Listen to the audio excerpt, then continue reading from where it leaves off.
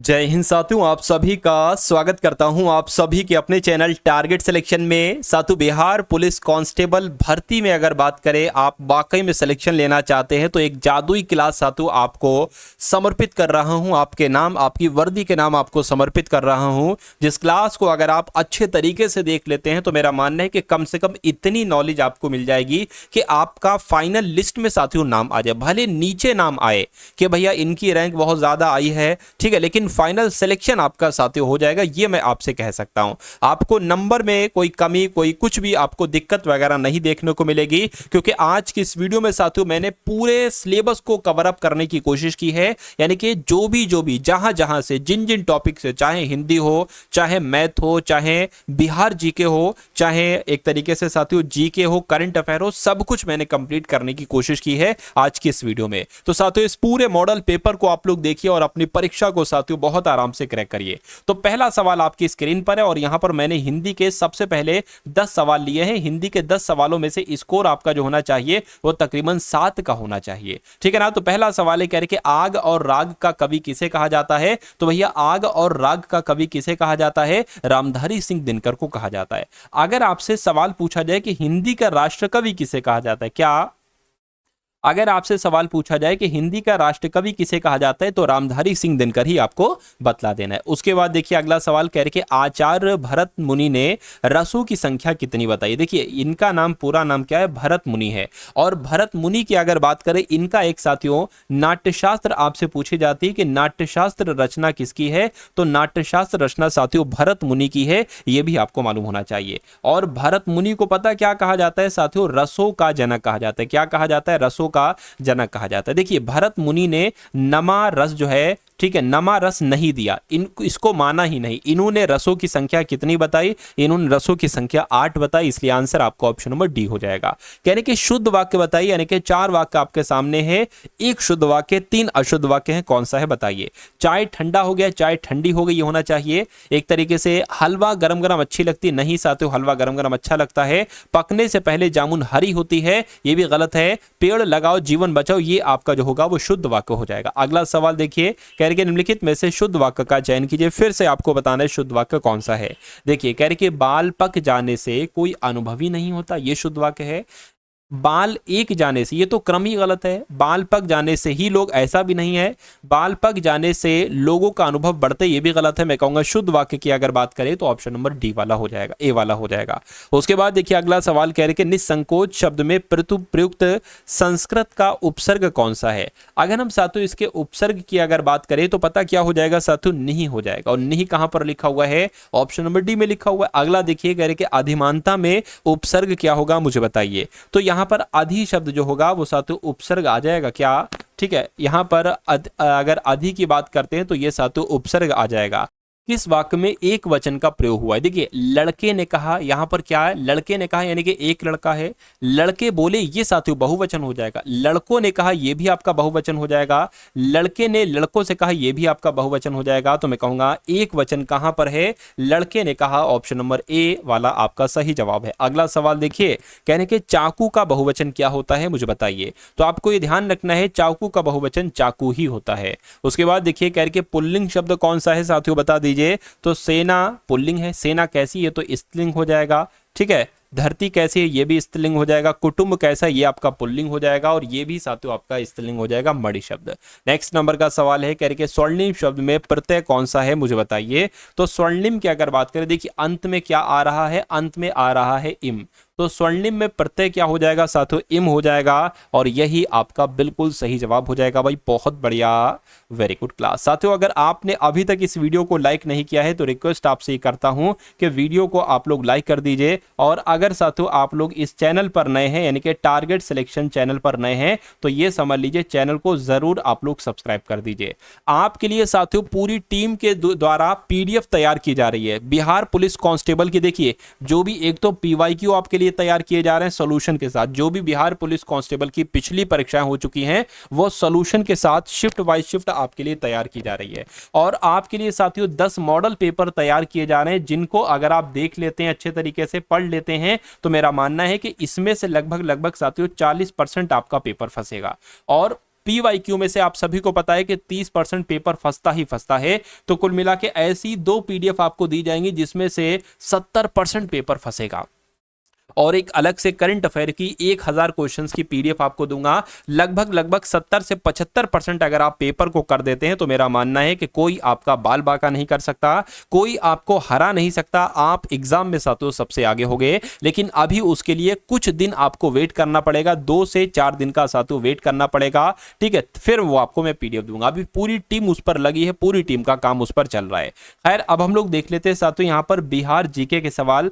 Check करिए Bihar GK के इन 10 सवालों में से कितने सवालों के जवाब आपको पहले से मालूम है। चलिए, झारखंड बिहार से कब अलग हुआ? बिहार से अलग होकर साथियों झारखंड बना, कब ऐसा हुआ था? तो 15 नवंबर 2000 को ऐसा हुआ था। बिहार और ओडिशा का विभाजन कब हुआ था? तो 1936 में साथियों बिहार और ओडिशा का विभाजन हुआ था।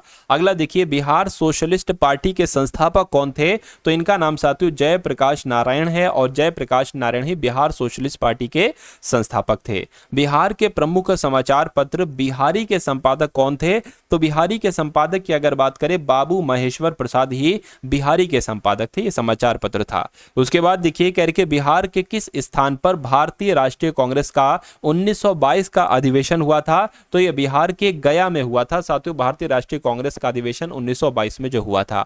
बिहार में किसान सभा की स्थापना किसके द्वारा की गई थी? तो इनका नाम सहजानंद सरस्वती है, और इन्होंने ही बिहार में किसान सभा की स्थापना की थी। अगला देखिए, बिहार प्रांतीय किसान सभा का गठन कब किया गया था साथियों, मुझे बताइए। तो मार्च 1929 में ही बिहार प्रांतीय किसान सभा का गठन किया गया था। अगला देखिए करके, बिहार बंगाल से, ठीक है, बिहार बंगाल से कब पृथक हुआ? तो साथियों ये 1912 में पृथक हुआ। बिहार बंगाल से कब पृथक हुआ? तो 1912 में पृथक हुआ। उसके बाद देखिए 1857 की क्रांति के बिहार के नेता कौन थे? तो मैं कहूंगा कुंवर सिंह ने साथियों बिहार से नेतृत्व किया था 1857 की क्रांति का।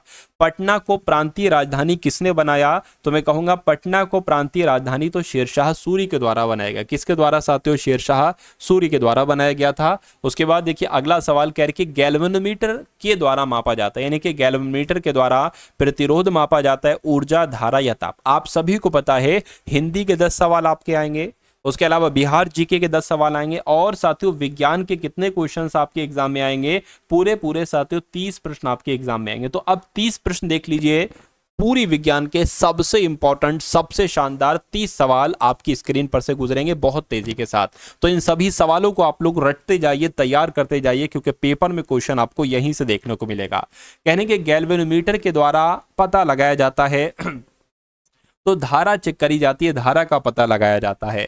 अगला देखिए, वनस्पति तेलों को घी में परिवर्तित किया जाता है साथियों, किसके द्वारा किया जाता है? ऊष्मा उपचार से नहीं साथियों, हाइड्रोजनीकरण के द्वारा ही साथियों वनस्पति तेलों को घी में परिवर्तित किया जाता है। ये सवाल बहुत आपसे पूछा जाता है। निम्नलिखित में से कौन बायोगैस यानी कि गोबर गैस का एक प्रमुख घटक है? तो एसिटिलीन है, नहीं। ईथन, एथिलीन नहीं साथियों, मीथेन यहाँ पर आपका राइट आंसर हो जाएगा। अगला देखिए करके, कौन सा एक अग्निशामक में प्रयुक्त होता है? तो मैं कहूंगा कि जो खाने का सोडा है साथियों, ये अग्निशामक में प्रयुक्त होता है। उसके बाद देखिए कि निम्नलिखित में से किसमें हीमोग्लोबिन की प्रतिशतता अधिकतम होती है? तो साथियों यहाँ पर अगर बात करें, हीमोग्लोबिन की प्रतिशतता जो अधिक होती है वो शिशुओं में नहीं, 10 वर्ष से बच्चों के पास भी नहीं साथियों, पुरुषों में जो होती है वो हीमोग्लोबिन की प्रतिशतता ज्यादा होती है, ठीक है, बच्चों और महिलाओं के कंपैरिजन में। अगला सवाल कह रहे कि निम्नलिखित में से कौन सा एक जल में घुलनशील विटामिन है? तो जल में घुलनशील विटामिन साथियों कौन सा है? इनमें से विटामिन सी जो है ये जल में घुलनशील विटामिन है। उसके बाद देखिए कि निम्नलिखित में से कौन सी वस्तु ऊष्मा गतिकी के सिद्धांत पर कार्य करती है? तो ऊष्मा गतिकी के सिद्धांत पर कार्य की बेल्ट नहीं, अलार्म घड़ी नहीं, बॉल पेन नहीं साथियों, स्टीम आयरन जो है ये वस्तु, ये ऐसी चीज है जो ऊष्मा गतिकी के सिद्धांत पर कार्य करती है। आंसर आपका डी होगा। ये सभी के सभी साथियों ये समझ लीजिए सिलेक्टेड क्वेश्चंस हैं, यानी कि वो चुनिंदा सवाल हैं जो आपके लिए सबसे इंपॉर्टेंट है।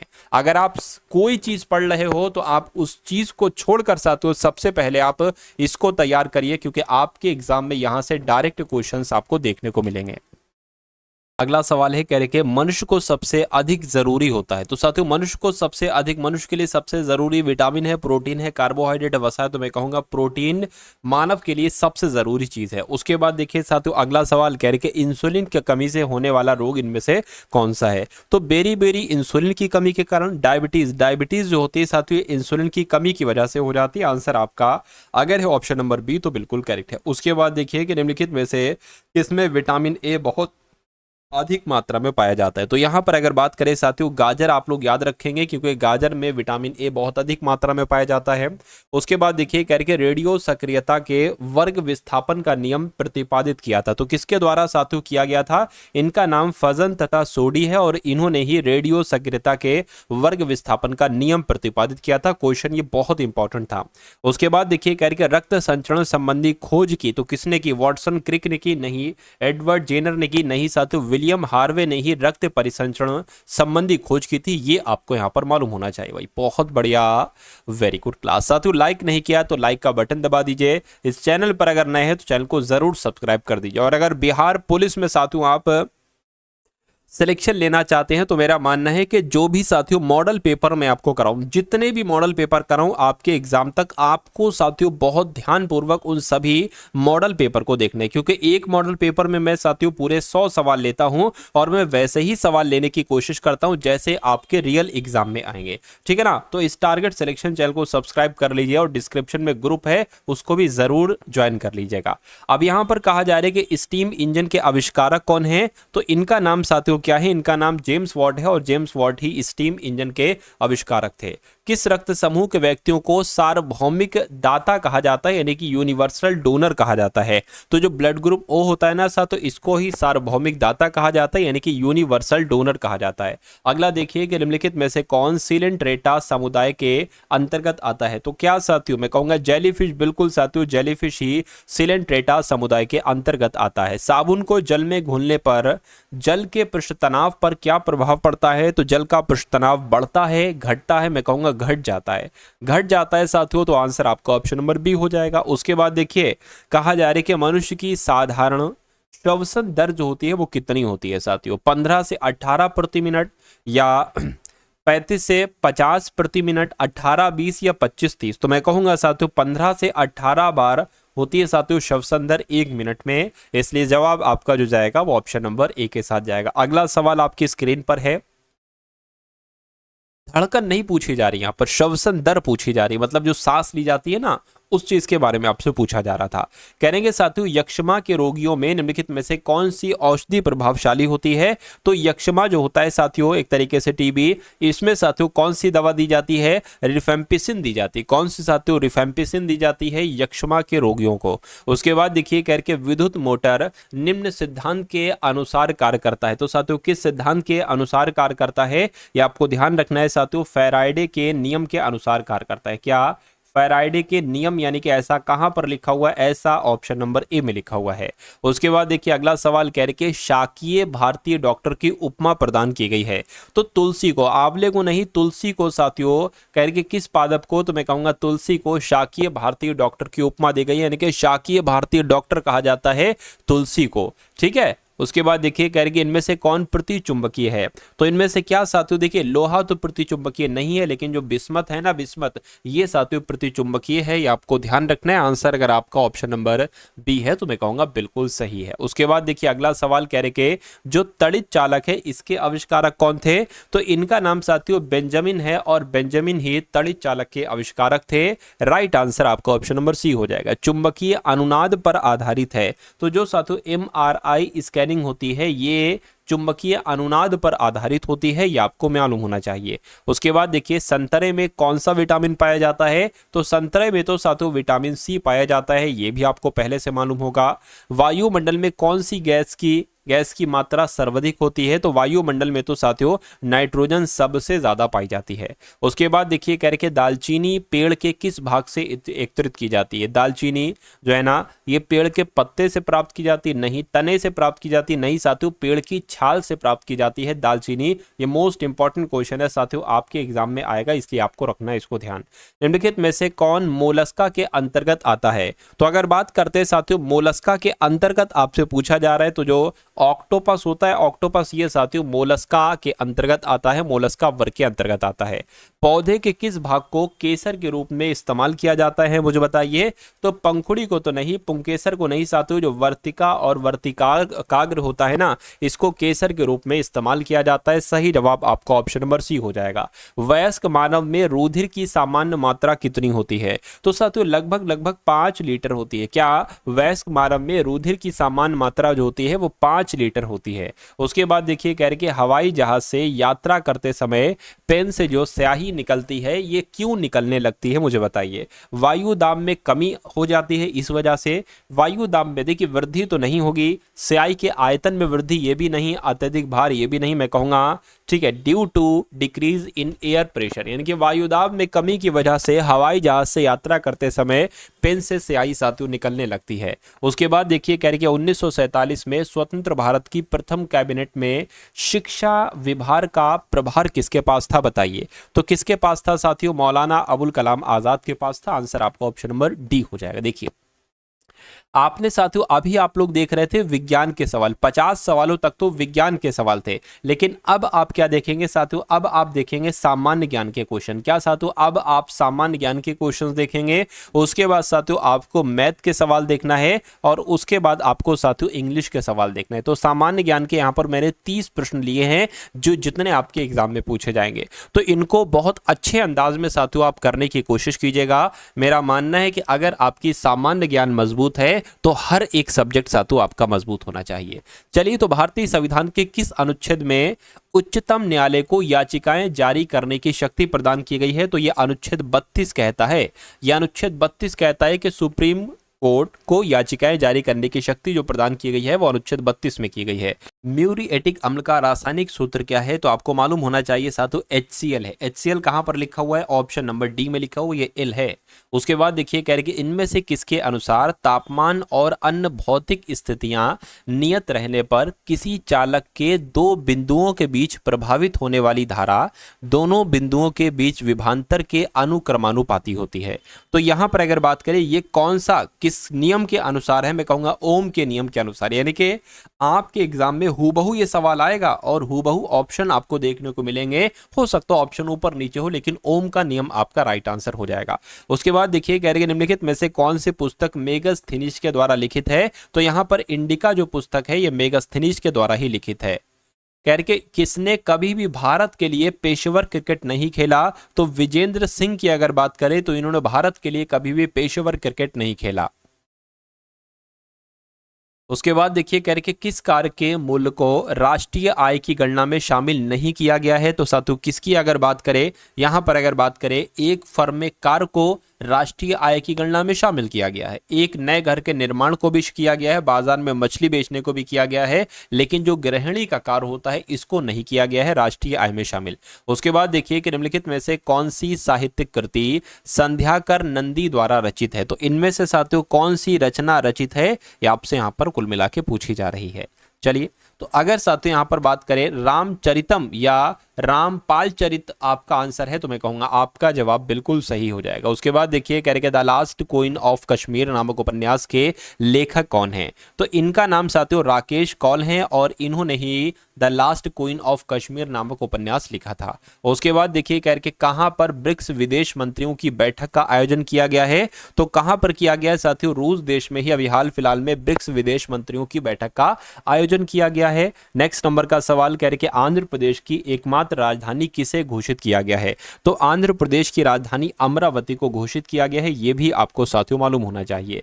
उसके बाद देखिए अगला सवाल कह रहे कि चावल की खेती की जाबो प्रणाली भारत के इनमें से किस राज्य में प्रचलित जल संचयन की एक स्वदेशी विधि है? तो किसकी बात चल रही है साथियों? नागालैंड की बात चल रही है। नागालैंड आपके सवाल का बिल्कुल सही जवाब हो जाएगा।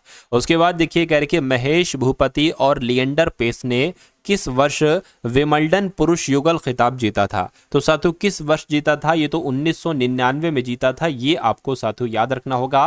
राइट आंसर आपको ऑप्शन नंबर बी हो जाएगा। मंदाकिनी नदी में अलकनंदा नदी मिलती है, यानी कि अगर बात करें मंदाकिनी नदी जो है ना ये क्या विष्णु प्रयाग में, ठीक है, विष्णुप्रयाग में अलकनंदा नदी से मिलती है। यहाँ पर देखिए खाली जगह है, यहाँ पर आपको बताना है कि यहाँ पर कौन सा ऑप्शन आएगा।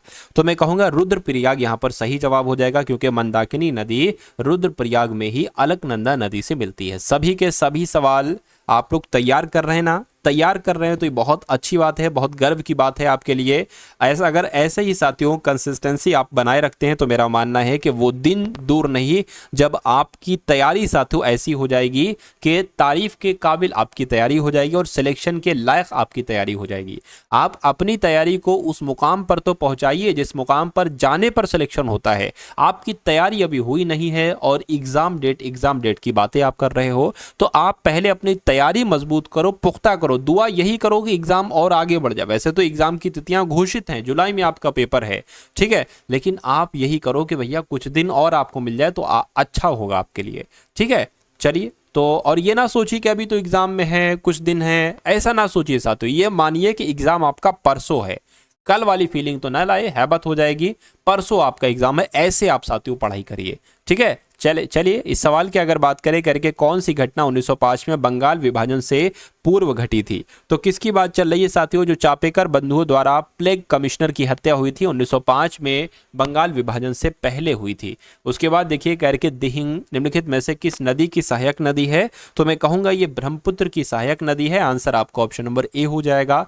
जब किसी कार्य में आवश्यक से अधिक लोग लगे होते हैं तो इनमें से किस नाम से जाना जाता है? तो साथियों उसको पता क्या कहा जाता है? उसको प्रच्छन्न बेरोजगारी कहा जाता है। आपको याद रखना, आपकी परीक्षा में साथियों ये सवाल आएगा और ऑप्शन में प्रच्छन्न बेरोजगारी होगा, लगा देना है आपको राइट आंसर।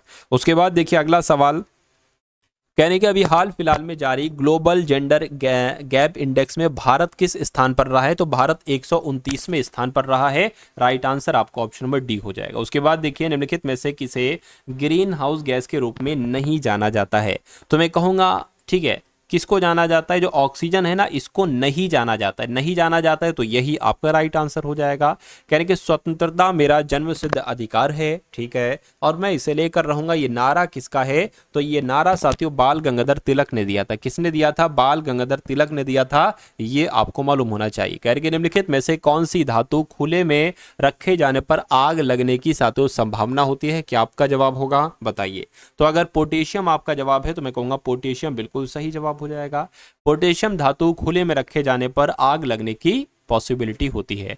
भारतीय संविधान का जो 74वां संविधान संशोधन है, ठीक है ना, ये साथियों 1992 है। ये किससे संबंधित? तो ये नगर पालिकाओं से संबंधित है। किससे? ये नगर पालिकाओं से संबंधित है। आंसर आपका ऑप्शन नंबर ए होगा। गुजरात के अलावा विवाहित महिलाओं द्वारा की वही ठीक गुजरात के अलावा विवाहित महिलाओं द्वारा की जाने वाली जीवती पूजा, ठीक है, पूजा है एक, मुख्य रूप से कहाँ पर की जाती है? तो ये महाराष्ट्र में की जाती है। ये भी आपको साथियों मालूम होना चाहिए। क्या? गुजरात के अलावा विवाहित महिलाओं द्वारा की जाने वाली जो जीविती पूजा है ये कहाँ की जाती है? तो महाराष्ट्र में की जाती है, गुजरात में भी की जाती है। उसके बाद देखिए कह रहे कि किस शासक ने दीन इलाही नाम से एक नई जीवन शैली की शुरुआत की थी? तो किसने साथियों ये काम किया था? अकबर ने ये काम किया था। आंसर जिनका ऑप्शन नंबर सी है तो बिल्कुल सही है। हृदय के एक चक्र यानी कि एक कार्डियक साइकिल में मछली की हृदय से रक्त कितनी बार गुजरता है? तो साथियों कितनी बार गुजरता है आपसे पूछा जा रहा है। एक बार गुजरता है। आंसर आपका ऑप्शन नंबर ए होगा। निम्न में से किसका संबंध तीसरे आंग्ल मैसूर युद्ध और भारत में लोक सेवाओं की शुरुआत से है? तो किसके संबंध की बात चल रही है साथियों? तीसरे आंग्ल मैसूर युद्ध से लॉर्ड कॉर्नवालिस हैं, इसका संबंध है। और लोक सेवाओं की शुरुआत किसने की थी? तो लॉर्ड कॉर्नवालिस ने ही की थी। उसके बाद देखिए मौर्य वंश ने इनमें से किस राजवंश के बाद मगध पर शासन किया था? तो यहां पर अगर बात करते हैं साथियों नंद राजवंश आपका बिल्कुल सही जवाब हो जाएगा। उसके बाद देखिए कह रहे गोवा की पहली महिला राज्यपाल कौन थी? तो गोवा की पहली महिला राज्यपाल मृदुला सिन्हा थी। कौन थी साथियों? मृदुला सिन्हा गोवा की पहली राज्यपाल थी। उसके बाद देखिए अमीबा एक से अधिक उंगलियों की तरह के प्रक्षेपणों को बाहर धकेलता है जिसे गति और भोजन पर कब्जा कहा जाता है। तो यहां पर अगर साथियों हम लोग बात करें स्यूडोपीडिया आपका यहाँ पर बिल्कुल सही जवाब हो जाएगा। क्या? स्यूडोपोडिया आपका यहाँ पर बिल्कुल सही जवाब हो जाएगा। उसके बाद देखिए अगला सवाल आपकी स्क्रीन पर, वीडियो सहायक रेफरी प्रणाली का उपयोग के खेल में किया जाता है? तो कौन से खेल में किया जाता है? मैं कहूँगा साथियों फुटबॉल के खेल में किया जाता है। ये आपको मालूम होना चाहिए। उसके बाद साथियों यहाँ पर आपके सामने अब मैथ के क्वेश्चंस स्टार्ट हो चुके हैं, सभी के सभी सिलेक्टेड और बहुत ही इंपॉर्टेंट मैथ के क्वेश्चंस यहाँ पर होने जा रहे हैं। तो साथियों मैथ का पहला सवाल है, इस क्वेश्चन का आंसर आप लोग बताने की कोशिश कीजिए। क्वेश्चन बहुत दमदार है। कह रहे कि गुरप्रीत है, ये एक दुकान पर गई और इसने एक सोफा खरीदा, ठीक है, उसे इस पर 20% की छूट मिली, यानी कि वो बता रहे होंगे कि भैया 100 रुपए इसका दाम है, लेकिन ये 80% मतलब 100% में थी, ये 20% जब इसको छूट मिली यानी कि 80% में उसको ले आई। यानी कि यदि उसे 30% की छूट मिलती, यानी कि इस 100% से अगर उसको 30% की छूट मिलती तो वो 70% में सोफा लाती, ठीक है। यानी कि यदि उसे 30% की छूट मिलती तो 1,000 रुपए और बच जाते। यानी कि साथियों इनमें जो डिफरेंस है ना वो 1,000 रुपए का है। 80% में लाई है, लेकिन वो अगर 10% और कम में लाती तो वो उसको 1,000 और बच जाते, यानी कि 10% की वैल्यू क्या है साथियों, 1,000 रुपए है। तो उसने सोफा कितने मूल्य में खरीदा, उसने सोफा 80% में खरीदा, ठीक है। तो 10% की वैल्यू 1,000 है, तो 80% की वैल्यू क्या हो जाएगी साथियों, 8,000 हो जाएगी। तो कुल मिला के उसने सोफा कितने में खरीदा होगा, 8,000 में खरीदा होगा। 8,000 कहां पर लिखा हुआ है, ऑप्शन नंबर डी में लिखा हुआ है। बहुत बढ़िया, वेरी गुड क्लास। चलिए साथियों उसके बाद देखिए अगला सवाल आपकी स्क्रीन पर है। यानी कि 72,800 की धनराशि पर 10%, क्या साथियों, 10% वार्षिक ब्याज की दर से, ठीक है, 3 वर्ष बाद प्राप्त होने वाला चक्रवृद्धि ब्याज कितना होगा। यदि ब्याज वार्षिक रूप से चक्रवृद्धि होता है तो आपसे कुल मिला के आपको बताना है। तो यहां पर चक्रवृद्धि ब्याज आपसे पूछा जा रहा है। क्या पूछा जा रहा है, चक्रवृद्धि ब्याज पूछा जा रहा है। तो क्या चक्रवृद्धि ब्याज का आपको सूत्र मालूम है, तो मैं आपको बता दे रहा हूं साथियों, चक्रवृद्धि ब्याज का सूत्र क्या होता है। तो चक्रवृद्धि ब्याज का सूत्र साथियों क्या होता है, ठीक है, ठीक, चक्रवृद्धि ब्याज बराबर पी और ब्रैकेट में 1+r/100 की पावर टी, लेकिन माइनस आ जाएगा, -1 आ जाएगा, ये आपको साथियों ध्यान रखना है, ठीक है ना। चलिए तो अब यहां पर अगर बात करें चक्रवृद्धि ब्याज बराबर पी कितना है, 72,800 है। तो साथियों यहां पर 72,800 आ गया, 72,800 आ गया, ठीक है। 1+r कितना है, 10% है, नीचे 100 आ जाएगा। टी समय दे रखा है 3 दे रखा है, -1 आ जाएगा। इतनी बात साथियों क्लियर है। अगर इतनी बात क्लियर है तो कोई दिक्कत नहीं होना चाहिए। देखिए जीरो से ये जीरो कैंसिल होगा, 10 से कम 10, 10 और 11, यानी कि 11/10 यहां पर आ जाएगा और यहां पर 72,800 आ जाएगा। इतनी बात क्लियर है, ठीक है, इतनी बात साथियों क्लियर है। चलिए कोई दिक्कत नहीं। अच्छा -1 यहां पर लिखा हुआ है, या एक काम ये करिए, -1 थोड़ी ना, ठीक है, अभी ब्रैकेट में ये 3 भी तो लिखा हुआ है और फिर -1 लिखा हुआ है। उसके बाद देखिए 72,800 गुणा 11 का क्यूब कितना हो जाएगा, 1331 हो जाएगा। 10 का साथियों क्यूब कितना हो जाएगा, 1,000 हो जाएगा। 10 का क्यूब 1,000 हो गया, -1 है। अब उसके बाद देखिए साथियों ये 72,800 तो ऐसे ही लिखा रहेगा। और ये देखिए साथियों अब क्या होगा, 1,000 की गुणा इससे, माइनस है ना, 1,000 की गुणा इससे होगी तो 1331 में से 1,000 जाएगा तो 331 बचेगा। 331 बटे नीचे क्या बचेगा, 1,000 नीचे साथियों आपका बचेगा। इतनी बात साथियों क्लियर है। अब देखिए अब अगर इन 2 जीरो से ये 2 जीरो कैंसिल करने, कोई दिक्कत नहीं, ठीक है। अगर इस 2 से 2 पंजे 10 और 2 तियां 6, ठीक है, 2 छंग 12, 2 चौक 8 हो जाएगा, ठीक है साथियों। चलिए अब इसको अगर हम कट करें 5 से, 5 छंग 30 हो जाएगा, फिर 31 हो गया, ये 5 छंग 30 हो जाएगा, 5 दूना 10 हो जाएगा। तो साथियों 364 गुणा 66.2। अब आपको साथियों इसकी गुणा कराना है और आपके सामने क्या आ जाएगा, आपके सामने आंसर आ जाएगा। तो 364 गुणा 66.2 अगर हम करेंगे तो 24,096 आएगा। और 24,096 कहां पर साथियों लिखा हुआ है, 24,096.80, ये ऑप्शन नंबर डी में लिखा हुआ है। तो इस सवाल का जवाब आपका जो जाएगा वो किस ऑप्शन के साथ जाएगा साथियों, वो ऑप्शन नंबर डी के साथ जाएगा। भाई बहुत बढ़िया, वेरी गुड क्लास। उसके बाद देखिए साथियों नेक्स्ट नंबर का सवाल आपकी स्क्रीन पर है। इस सवाल को देखिए और मुझे बताइए कि आपका जवाब यहाँ पर क्या हो सकता है। कह रहे कि 4 धनात्मक संख्याओं का जो अनुपात है वो 5:8:12:18 है। उनका लघुत्तम समापवर्त जो है वो 2880 है। कितना है साथियों, वो आपका 2880 है। कोई दिक्कत नहीं है, ठीक है। तो सबसे बड़ी संख्या और सबसे छोटी संख्या के बारे में आपसे पूछा जा रहा है। तो सबसे बड़ी संख्या और छोटी संख्या पहले तो निकाल लीजिए, ठीक है, फिर तो साथियों मामला फिर खुद ब खुद बन जाएगा। अब देखिए यहां पर अगर हम लोग बात करें, कभी भी अगर आपके सामने लघुत्तम समापवर्त हो, और इन संख्याओं का क्या हो, इन संख्याओं का एक तरीके से साथियों अनुपात दे रखा हो। क्या दे रखा हो साथियों, अनुपात दे रखा हो। तो आप हमेशा क्या करेंगे, देखिए सबसे पहले तो अगर बात करें सबसे बड़ी संख्या और सबसे छोटी संख्या, सबसे बड़ी संख्या ये 18x है, ठीक है, सबसे बड़ी संख्या 18x है और सबसे छोटी संख्या 5x है, यानी कि इनका अंतर आपको क्या है साथियों, इनका अंतर आपको चाहिए है, ठीक है। तो इनका अंतर कितना बनेगा साथियों, जाके आपका 13x बनेगा। तो 13x का मान आपको चाहिए। अब यहाँ पर हमें x की वैल्यू चाहिए होगी, तो x की वैल्यू पता साथियों कैसे हम निकालेंगे, x की वैल्यू ऐसे निकालेंगे, ये मैं आपको साथियों बता देता हूँ। देखिए ये 5, 8, 12, 18 इनका एलसीएम जरा निकालिए आप, क्या निकालिए, 5, 8, ठीक है, 5 और 8 और 12 और साथियों 18 का आप क्या निकालिए साथियों, एलसीएम निकालिए, ठीक है। 2 से अगर कट करेंगे, 2 से कट करें तो 2, तो यहाँ तक साथियों सीधा सीधा क्या आ जाएगा, सीधा सीधा आपका 5 आ जाएगा, ठीक है। यहाँ पर क्या आ जाएगा, एक सेकेंड, यहाँ पर क्या आ जाएगा, 4 आ जाएगा, यहाँ पर 6 आ जाएगा, यहाँ पर साथियों 9 आ जाएगा। फिर से अगर 2 से कट करें तो 5 का 5 आ जाएगा, 2 दूना 4, 2 तियाँ और 9 का 9 आ जाएगा। अब एक बार 2 और आएगा, उसके बाद 3 आएगा, 5 ऐसे ही आ जाएगा, 3 एकम 3, 3 तियाँ 9। अब एक बार 3 आएगा और एक बार 5 आएगा, इसको कैलकुलेट कर लीजिए, ठीक है। 2 दूना 4, 4 दूना 8, 8 कम 8, 8 दूना 16, 8 तियाँ 24, ठीक है। 24 और 3 पंजे 15, यानी कि 24 की गुणा 15 से आप करा लीजिए, तो 24 पंजे 120 हो जाएगा और 24 से कम 24 हो जाएगा, 0 आ गया, 6 आ गया, यानी कि 360 हो जाएगा। तो पता साथियों 360 यहाँ पर जो आपका आया है ये 360x आया है, 360 क्या साथियों, 360x बराबर क्या है, ये 2880 है। क्या क्या करना है, क्या क्या मैंने आपको कहा, देखिए जरा, अगर आपको संख्याओं का अनुपात दे रखा हो, अगर आपको संख्याओं का अनुपात दे रखा हो तो आपको साथियों क्या करना होगा, आपको साथियों, ठीक है, इस टाइप से एलसीएम निकालना होगा। और एलसीएम निकालने के बाद जो यहाँ पर 360 आया है, 360x बराबर 2880 आ गया है। तो x बराबर पता साथियों क्या आ जाएगा, 0 से 0 कैंसिल हो जाएगा, ठीक है। 9 से कटेगा, देखिए जरा, हाँ कटेगा, 9 चौक 36 और 9 तियाँ 27, 9 दूना 18, 4 अट्ठे 32, तो x बराबर क्या आ गया साथियों, 8 आ गया।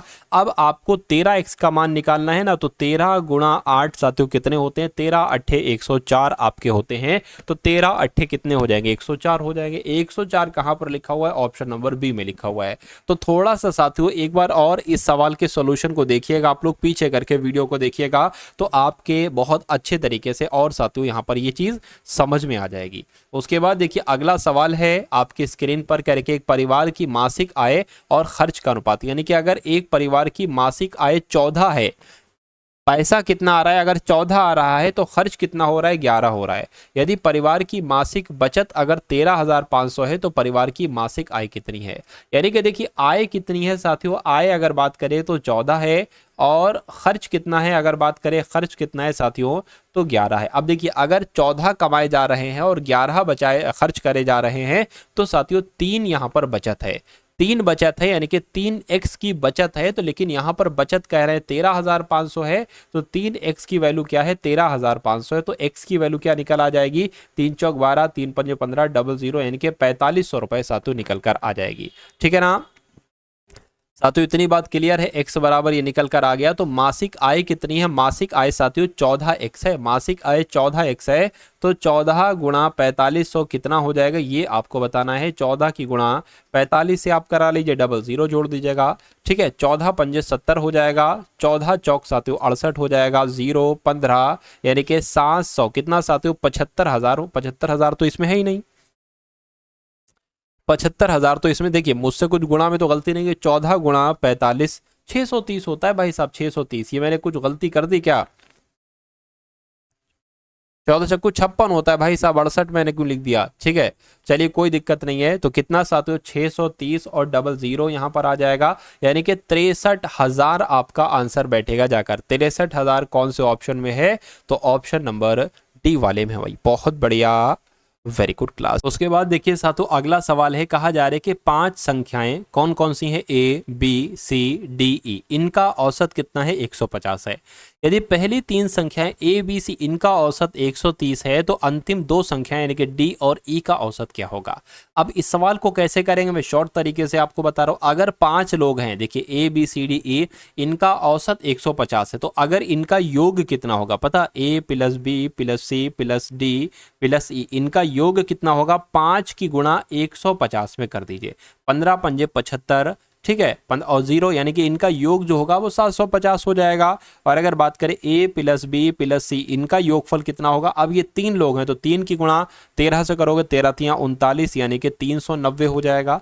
तो अब आसानी सी चीज है, देखिए इसमें 5 लोग हैं 750 योगफल है, इसमें 3 लोग हैं 390 है, तो अगर इन दोनों का आपस में घटाओगे तो हमें डी और ई का योग मिल जाएगा, ठीक है, योग मिल जाएगा तो काम आसान हो जाएगा। देखिए 15 में से 9 जाएगा तो 6 बचेगा, 6 बच गया, 6 में से यहाँ पे 300, तो 360 यहाँ पर हो गया। अब ये कितने लोग हैं साथियों, ये योग आया है, इनका अगर औसत निकालना है तो 2 से भाग दोगे, क्यों, क्योंकि 2 लोग यहाँ पर है, तो 2 से भाग दोगे साथियों 180 आ जाएगा, यानी कि डी और ई का औसत कितना निकलेगा साथियों, 180 निकलेगा। उसके बाद देखिए अगला सवाल आपकी स्क्रीन पर, यानी कि 5,000 की राशि यानी कि पी बराबर कितना है, 5,000 है, दर साथियों कितनी है, 9% है, साधारण कितने समय में, समय आपसे पूछा जा रहा है, और ए का मान भी आपको पता है साथियों 6800 है।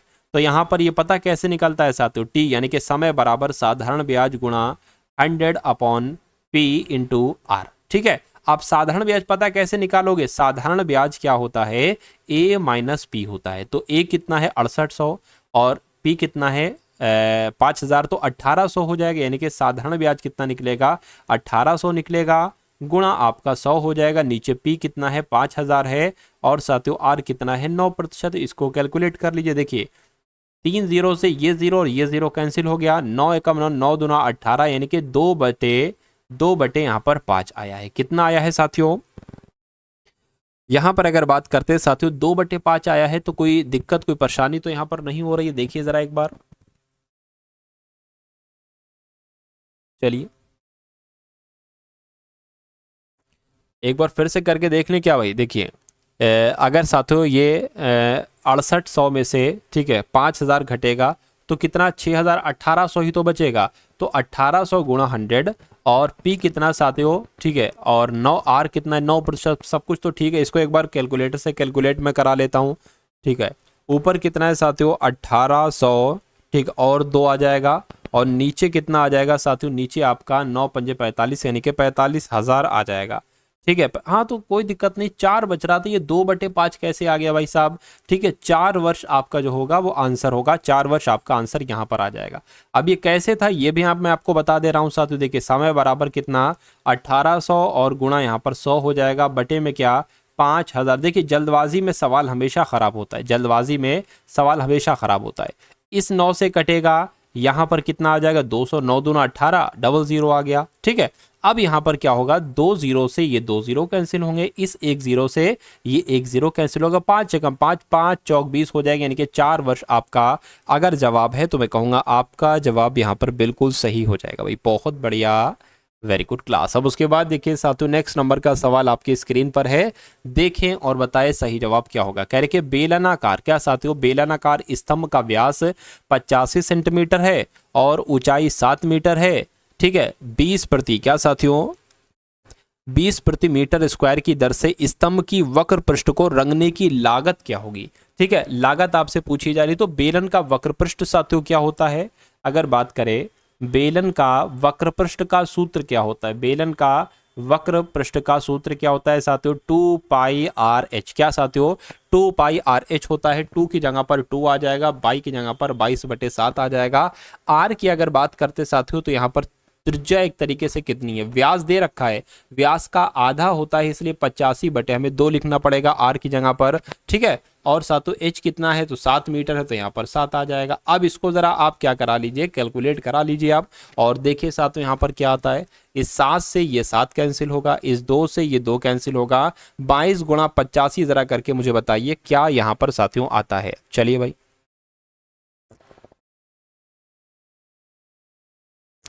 अच्छा, यहाँ पर एक चीज है वो आपने नोटिस नहीं करी, यहाँ पर एक चीज ये है साथियों, एक बात यहाँ पर आपने ध्यान नहीं दी, देखिए 85 सेंटीमीटर, इसको मीटर में बदलेंगे तो साथियों यहाँ पर 100 से हमें भाग देना पड़ेगी।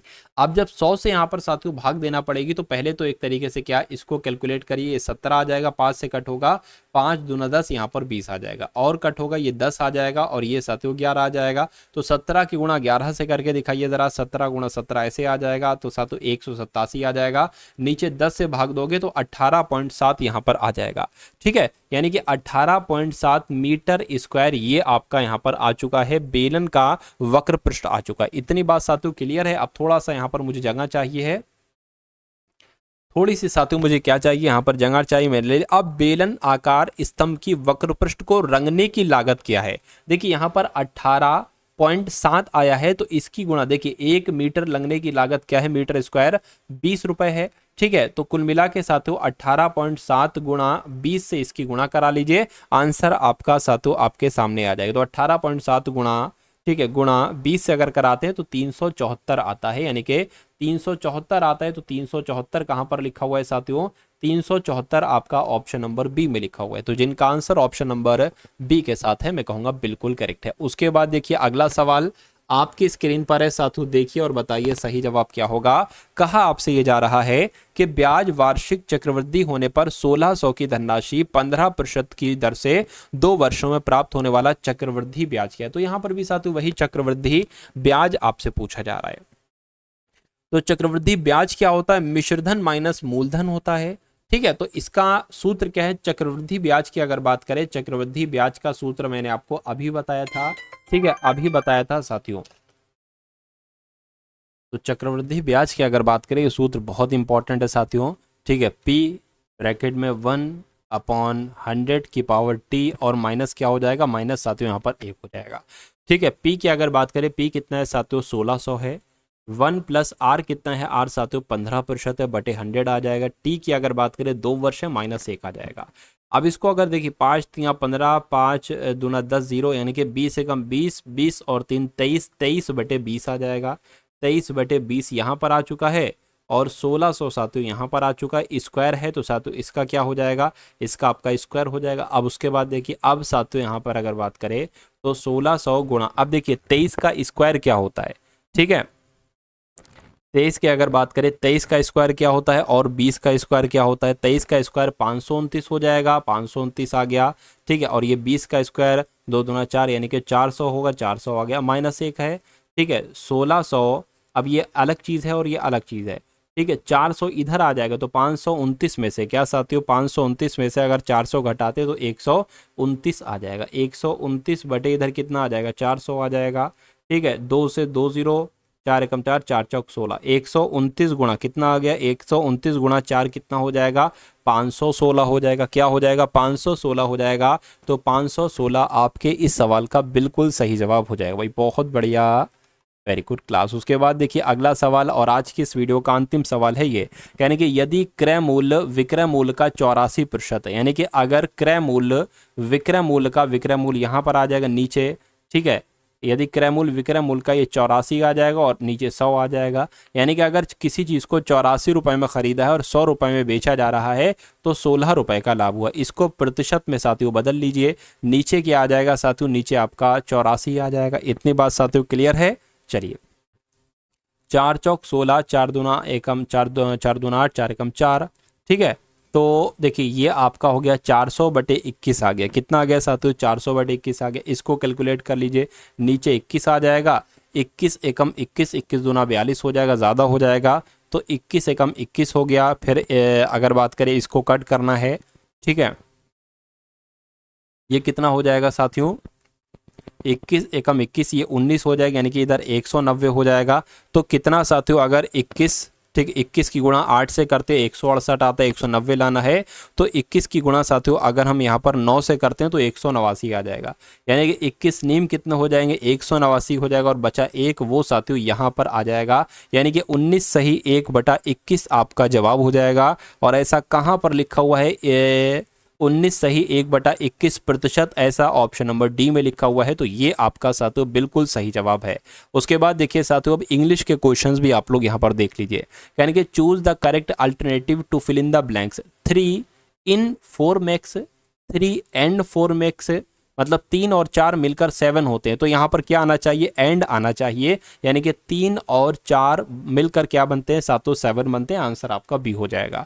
उसके बाद देखिए साथियों, यहाँ पर अगर बात करें बेस्ट एक्सप्रेशन आपको बताना है इनफर्म का। तो इनफर्म का मतलब साथियों मालूम होगा आपको साथियों क्या होता है, इनफर्म मतलब क्या हो जाएगा। देखिए अगर मैं आपसे पूछूं कि फर्म मतलब क्या होता है, तो इसको कहते हैं साथियों मजबूत, इसको मजबूत कहते हैं। तो इनफर्म को क्या कहेंगे साथियों, वीक कहेंगे, कमजोर कहेंगे। उसके बाद देखिए कह रहे कि they have lost many of their contacts, मतलब कुल मिला के खाली जगह में आपको बताना है क्या है, तो small of their contacts, little, much, many ही यहाँ पर आ जाएगा। उसके बाद देखिए कह रहे हैं साथियों प्लेस फॉर कीपिंग बर्ड्स, यानी कि वो जगह जहाँ पर चिड़ियों वगैरह को रखा जाता है उसको साथियों क्या कहा जाता है, तो उसको पक्षीशाला कहा जाता है। उसको क्या कहा जाता है, उसको पक्षीशाला कहा जाता है, और पक्षीशाला को इंग्लिश में आवेरी कहा जाता है। उसके बाद देखिए कह रहे कि साथियों ओबीवियस का एंटोनिम आपसे यहाँ पर पूछा जा रहा है। ओबीवियस का मतलब क्या होता है साथियों, स्पष्ट होता है, प्रत्यक्ष होता है, ठीक है। लेकिन अगर वैग्यू की बात करते हैं, वैग्यू का मतलब क्या होता है साथियों, अस्पष्ट होता है। तो ये भी आप लोग याद रखेंगे। उसके बाद देखिए अगले नंबर का सवाल है, कह रहे हैं कि साथियों ईडियम आपको बताने इसका मतलब, ठीक है, ये है बर्न्ट, ठीक है, बर्न्ट हिज फिंगर्स बाई, ठीक है, he burns his fingers by interfering in his neighbours affair. तो बर्न्ट हिज फिंगर्स आई यानी कि अपनी जला देना, क्या उंगली वगैरह अपनी फिंगर्स जला देना, इसको क्या कहा जाता है, गॉट रिबल्ट नहीं, गॉट हिमसेल्फ इंसल्ट नहीं, गॉट हिमसेल्फ इनटू ट्रबल, यानी कि खुद को मुसीबत में लाने को क्या कहा जाता है, बर्न्ट हिज फिंगर्स बाई, ठीक है। तो आंसर आपका जो जाएगा वो ऑप्शन नंबर सी के साथ जाएगा। आई praise honesty of this boy, तो ये खाली जगह में साथियों क्या आएगा, यहाँ पर द आ जाएगा, यानी कि आई praise the honesty of this boy. उसके बाद देखिए साथियों कार्डियल का आपको बताना है सिनोनिम्स क्या होता है। तो कार्डियल का मतलब पता क्या होता है साथियों, दोस्ताना, क्या इसका मतलब क्या होता है साथियों, दोस्ताना भी कह सकते हैं, मित्रवत भी कह सकते हैं। तो इसको साथियों दोस्ताने को फ्रेंडली भी तो कहा जाता है। उसके बाद देखिए कह के that can not be overcome, तो that can not be overcome का मतलब होता है जिसे जीता ना जा सके, क्या, जिसे जीता ना जा सके, जिसे जीता ना जा सके उसको क्या कहा जाता है साथियों, आप लोगों को यहाँ पर मालूम होना चाहिए, उसको साथियों इनसरमाउंटेबल कहा जाता है। आंसर आपका जाएगा ऑप्शन नंबर सी के साथ। अगला सवाल आपकी स्क्रीन पर और आज की इस वीडियो का अंतिम सवाल है, कहने कि इम्प्लिसिट को अपोजिट वर्ड आपको बताना है। तो इसको पता साथियों क्या कहा जाता है, इसको कहा जाता है साथियों अस्पष्ट, अस्पष्ट भी इसको कहा जाता है, अप्रत्यक्ष भी इसको कहा जाता है, क्या, अप्रत्यक्ष भी इसको कहा जाता है। अगर बात करते ठीक है इम्प्लिसिट का एंटोनिम क्या हो जाएगा, तो एक्सप्लिसिट हो जाएगा। इसको क्या कहते हैं, स्पष्ट कहते हैं और प्रत्यक्ष कहते हैं। तो इस प्रकार इस सवाल का जवाब आपका अगर है ऑप्शन नंबर ए के साथ, तो मैं कहूँगा आंसर आपका बिल्कुल करेक्ट हो जाएगा भाई, बहुत बढ़िया, वेरी गुड क्लास। तो साथियों कैसी लगी आपको वीडियो, एक बार कमेंट सेक्शन में आप लोग ज़रूर बता दीजिएगा। इस वीडियो को लाइक करिएगा, चैनल पर अगर नए हैं तो चैनल को सब्सक्राइब कर दीजिएगा।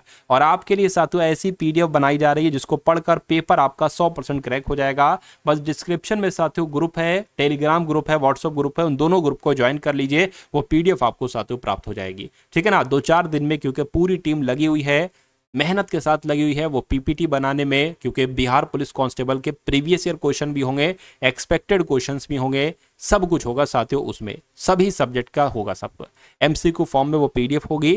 डिस्क्रिप्शन में साथियों आप लोग जुड़ जाइए, आपको मालूम पड़ जाएगा। तो इस वीडियो को अपने मित्रों के साथ शेयर कीजिएगा। मिलते हैं हम सभी लोग आने वाली वीडियो में। जय हिंद साथियों।